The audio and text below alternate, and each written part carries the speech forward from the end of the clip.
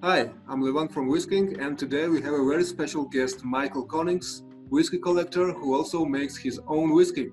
Hi, Michael. Hi, Levan. How you doing? I'm fine. You? Good. That's good. So you make your different variations of whiskey, and I have tasted some of them, and they were really wonderful. And can you tell us more about what type of whiskey you make, how you make it, and where you age it? Of course, Levan. So first of all, thank you for inviting me into your channel and sharing my hobby of whiskey making as well as whiskey collecting together with all your followers. So your questions, well, let me share you step by step how the process goes, and first in a high level, and later on we'll go a little bit more in detail, helping to get the flow a little bit clear. So when you look at whiskey making, and it's in generally three components is very important. So you have the water, you have the grains, barley often, and then you have the yeast. And these three are your basic ingredients for your whiskey, and they generally make 30% of the taste, and then 70% of the taste actually comes from the wood. So also that one, and coming back to your question, where do I age them in, make the whole process the whiskey that I like, that I make. Because I think that's key. Being a hobbyist in this sense, it's making sure that you make what you like. And while officially there are of course a lot of rules around whiskey making and what you can and cannot use, as a hobbyist you can have much more opportunities in that one. So in the case I would like to make a bourbon, I can use just normal grain, corn in that sense, making it a whiskey, a bourbon whiskey. Officially it has to be more than 50%, but in my case I might use only 40% corn and 40 something else, and I might still call it my bourbon whiskey. And I think that's the interesting part of it. I might use a wheat instead of a barley, and also there, using at the barleys, I can make so many combinations that I like. I can make it very peated, and I can make it as light as I want. So if I want a very summery whiskey, I might make it differently than a very cold winter whiskey that I like. So looking back at those steps, the grains that you use, and there might be the corn, there might be barley, there might be wheat, whatever you like in that sense. You first need to grain it up all, so it makes it very easy to absorb the water that it's put into. You don't have to make it too fine, just that the water can touch it in that sense. And then the water and that grain that you use, you warm up to a specific level. Every whiskey and every combination that you can think of has its own way of warming up. And in that warming up procedure, in that case, the starch comes loose, and the starch we need to make the sugars, and in the end, make the alcohol. So with that, even small steps in that heating up process will change the taste of your end product. So there, also make your own ingredients, make your own recipe, and you will create the whiskey that you like, and probably and hopefully also that your friends will like. Next to that is the yeast. The yeast is very important because it's also a majority of the taste, especially in that beginning step. And you can perhaps use a yeast from a Belgian ale, or you prefer really like the whiskey grains, the whiskey yeast that they might use in one of your famous distilleries.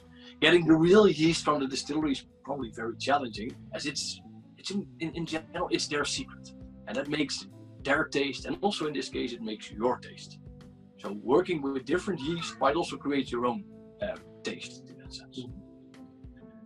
When I look at when you have done that, when you have boiled that creation of your barleys in your water, and it's cooled down to less than 35 degrees, you can add that yeast, and then it takes time. If you look at the general distillers, especially the more commercial ones, they might ferment it, the boiling, the taking the time of the yeast, producing the alcohol, fermenting. They will take like 4 or 5 days. You will hit 90% of that conversion is already there, and you can make mass production. In my case, because I do this for my hobby, I can wait 6-7 days easily, or even longer, to really get those last tastes, those last flavors moved into the whiskey that I want in the end. And there is a lot of detail in that one. I won't go into too much detail, but especially there in that tale of that time, you can create your own flavoring. After that, when it's all fermented out, you have to filter it out, and in the end you put it in your distillery. And as a hobbyist, you can make anything you want. You can have a standard one that probably produces more of a vodka, a lot of more of that grain taste coming over. But you can also go into more like an onion that people use a lot in the whiskey scene.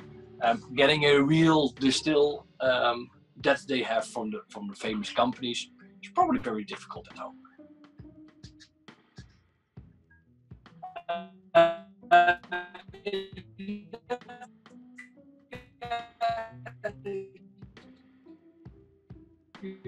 Just the product, it's in range. You might call it a white dog. You can see it as well. It comes out as a really clear liquid. Generally, I try to make this between the 60 and the 75% in alcohol. Everything under the 60, I just kick out. I like to really get that prime part of the whiskey that I like, in a sense. And that might even be less than 20% of what I in totally make, I actually use for the whiskey that I like. Once this is, as it is, a white dog for a bourbon, it's clear. And I use different type of small casks, like this one. And in that I will put the whiskey. The whiskey officially, of course, is only after 3 years and 1 day. It's a whiskey. Practically, you don't do 3 years in this small cask. You have a very big angel share, and also the wood, because it's so small. The wood to alcohol ratio is quite high on the wood. You have a lot of taste very quickly, and also a lot of coloring. You can also see that if you look at a product like this. This is my example in this case. I don't use coloring. And this is for about 4 months in a little cask like that. So you have a very deep coloring very quickly. Also it's a danger because you can get a lot of wood taste in there, and then you don't like to drink it probably anymore. So this is in a very short steps. This is the steps from going into creating your own fermentable low wine, as we call it, all the way up to storing it in your wood, and in that sense creating your whiskey over time. There are multiple ways in this one. I use a little cask, but also a lot of people that use wood chips. You can make it a bigger volume in that sense. It's also probably cheaper and less chance of leaking, and also that taste, the wood taste is a little bit less in that sense. Yeah. So this is in general the process. Yeah. Questions? Yeah, thank you. It was really very interesting. Which whiskey is the oldest now in your collection of your own whiskey? Ooh, it's a little bit more than 4 years old. Actually, so it goes back to the time that I still got courses on this, on how to make it, because also I got my education from somewhere else, and in this case it was a course in the evening by a fellow. Well, actually, he was more of a pro than an amateur in that sense. He gives courses, and you would learn all these things step by step to create. So a little bit more than 4 years old. And have you tried it? How is it? Well, the first bottling were not nice. They, of course, it's taste. It's very much taste. I think so. We made 2 bottles at that course. One is really heavily peated, which has a very nice smell. Really, when you open the bottle, really that nice peach comes out, and it is not that pharmaceutical medicine smell, but it's really like the peat, as you will see much more in an Octomore, as example, and an Akbeck, that sort of smell you get, but the taste was horrible, to be honest. So that's something that you have to learn and create. Okay, thank you. Now let's talk about your whiskey collection. As I know, you have a really amazing collection, and why and when did you start to collect whiskey, and how many bottles do you have in your collection, and which is your most valuable bottle? let me think. So it's more than 100 for sure. I have in my collection. I don't know the number by heart, to be honest. And I started collecting after tasting, because I do like to drink a lot. So on the different variety in that sense. So I'm a collector, but I'm a limited collector. Most of my bottles open up. And that doesn't matter if it's a cheap bottle from 15 euros perhaps all the way up to €1,000. I do really like to taste in that sense. I do have some special bottles that I still save, absolutely, but in general every bottle goes open. Okay. So yeah, so your question as well, which bottle I have in my collection. So I just took a few. Just took a few of an example. So I have here the Glenfiddich, but this is the Age of Discovery. It's a really nice 19-year-old Glenfiddich, which is American oak casks, but previously with a bourbon cask. So it really has also that bourbon taste in it, but it really makes a nice, my personal opinion, more of a warmer, summery evening whiskey to drink for straight. Then, well, actually, this one we tasted are together. This is my Glenlivet. Oh, Glenlivet. It's 21 years old. You know this one, that's why. Yes. As you see, it's also emptying slowly. Yeah, this one is really like for me. It's a bit of a celebrational bottle. It's the Archive 21-year-old. So coloring very nicely. It's a nice whiskey to drink. It's sort of more of a you would like to drink it every day, but it's not in the price range to drink it every day. But I would love to. But as I remember, you loved 18 years old Glenlivet more than 21 years old. Yes, that's right. Yeah, good. That's good that you remember that one, indeed. Yeah, no, absolutely. So it was a good comparison to have it side by side. And indeed, the 18 I liked better than the 21, which is perhaps for some interesting. But I think that's also what comes with whiskey. It's so many different tastes and different bottles, even different ages might influence what you like and don't like. But there again, it becomes a lot about maturing in the wood for me. If I look at the Glendronach range, of course, that I really like, from the 12-year-old to the 21-year-old, for me the difference. And also the tannins in that one make it very you like or you don't like. Well, one of my more special, which I know you, it's a great bottle. It's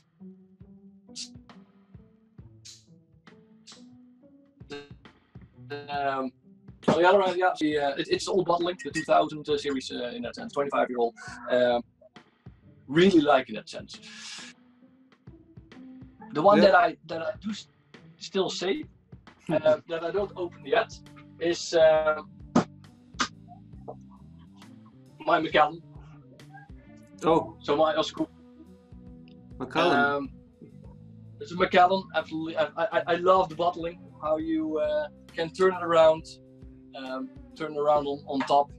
Really solid, beautiful bottle, in my opinion. It's really something that you can have stand somewhere. Yes. You see it's still closed. Stand somewhere and really like an eye catcher in that sense. So if you look at my collection, I think this is my top bottle at this point, especially because it's still closed, the rest is open. Yeah, introduction is really beautiful of the bottle and box. Yes, it is a great accessory in your collection in that sense. So these are the 4 bottles that I would share. Yeah, wonderful bottles. Well, Michael, thank you very much for joining us today and sharing this very interesting information. I hope we will drink soon in Tbilisi together. Let's hope soon, indeed. Yeah. So thank you for having me. I love to share it in that sense. I'm really looking forward for a lot of tasting with you together. Really try something else, and we drink on our health. Okay, thank you very much. and goodbye. Goodbye, talk to you soon. Bye bye, Levan.